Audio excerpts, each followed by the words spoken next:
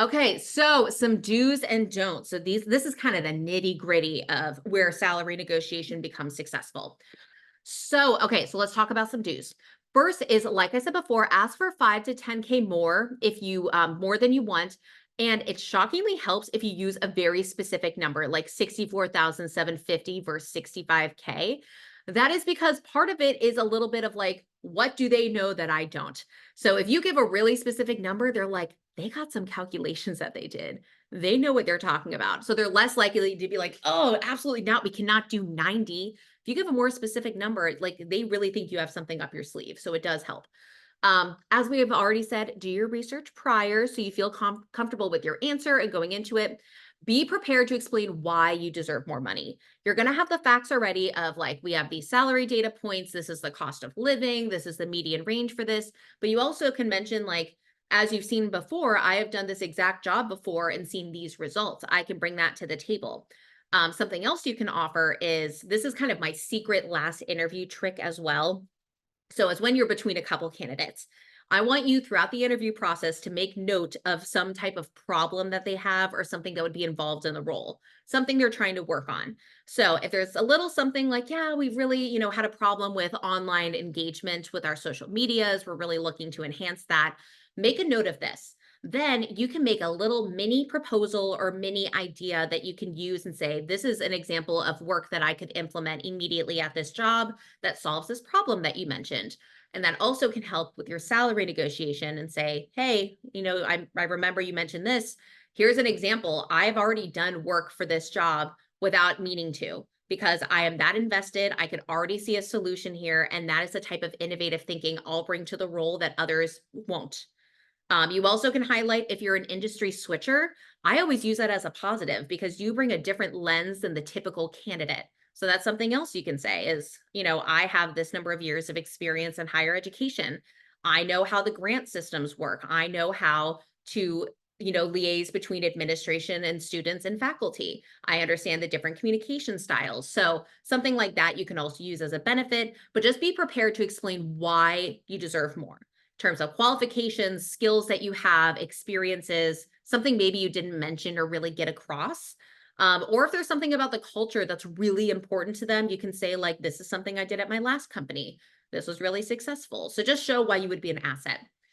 Give yourself time to practice and get in the right headspace. I know a lot of people that like to stack their schedules. I myself am guilty of this, but I promise if you have a really stressful meeting right before this, it's not going to help you is all I'm going to say. It's better to have a clear headspace, feel confident, not have a lot of competing things happening at the same time.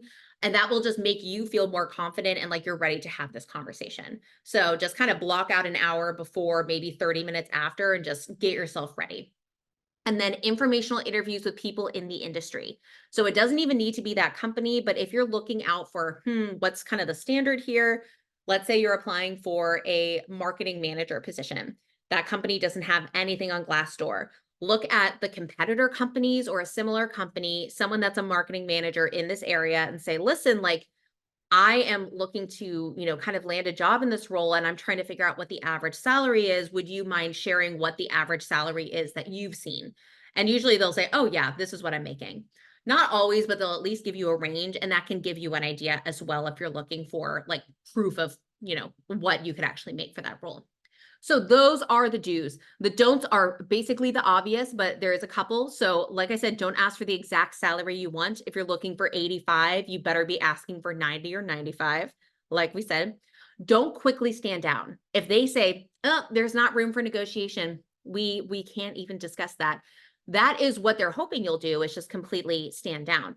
That is when you start to say, okay, could you explain a little more as to why? Is there room for growth? When would the first performance review take place that would make me eligible for a salary increase? Or you can discuss the other alternatives that we kind of briefly went over, like, okay, well, I'd love to discuss other alternatives to make this, a good fit for both of us. Could we discuss the flexible remote schedule? Could we discuss your hybrid policy? Could we discuss PTO? I have a vacation coming up soon. I'd love to make sure I secure those PTO days. So there's ways that you can leverage other things. So don't just immediately say, oh, sorry for even asking. You don't want to do that. That's your time to pivot. The next is obviously don't wing it. I know it seems like some people are very confident just winging it, but this is one situation where I really highly recommend preparing because that's what shows the confidence. If you've prepared, you made all your research, you're ready to be there. If you wing it, it is very easy to come in hot and then immediately your confidence just dissipates. I've seen it happen many times. So this is one, just promise me you're not going to wing it. Don't expect a yes without evidence of your worth. So like I said, you can't just be like, hey, 50 sounds great. How about 90? And just expect that that's going to fly. There, you are going to have a little bit of a conversation. They don't just say yes with no clarity. Even when they go to HR, they do need to have some type of justification as to why you're asking for more. So just know you can't just assume that they're going to say yes automatically. You got to have the evidence ready. And then do not base it off what money you make now, especially if you're switching industries, you are in a company that's really small and massively underpays you. I promise most of you are probably being underpaid right now. So don't base it off of that. They honestly don't even need to know what you currently make. That is not something that they legally get to know. That is for you to decide if you want to share that. Like I said, do not tell them what you make right now. You can say, well, I am looking to make 80. I'm looking to make 85. So you don't need to say what you make right now. If they ask that, you can say, well, this is what I want to look to make. And like I said, that's because it's dependent on the position, the company, the median range. So do not do that to yourself. Don't box yourself in. You can offer them a range. Just know that they're going to hear the lowest number first and want to pick that. So you could do it in the method where I said, ask for 5 to 10K more and say, I'm looking for 90 to 105. And they'll say, oh, 90 sounds great. So just know, make the lowest number what you would actually like to make, or like the 5 to 10K more, and then you should be good. So say you're currently interviewing for positions paying range of X and X. Yes, that's also true. As you can say, I have another offer that I'm interviewing for that is offering me 90.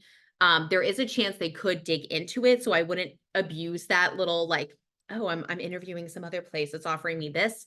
But you can throw it in there once or twice. I would definitely say I've seen some success there.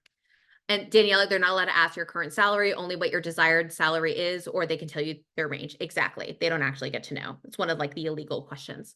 Also, make sure you're asking for total cash compensation plus whatever the benefits are, not cash and benefits total. Exactly.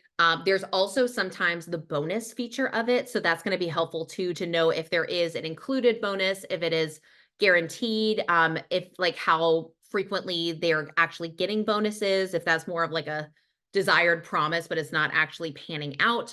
So that's a really good point, as well as make sure to ask what the total cash compensation is, just in case they're padding it up a little bit and then you're going to be disappointed.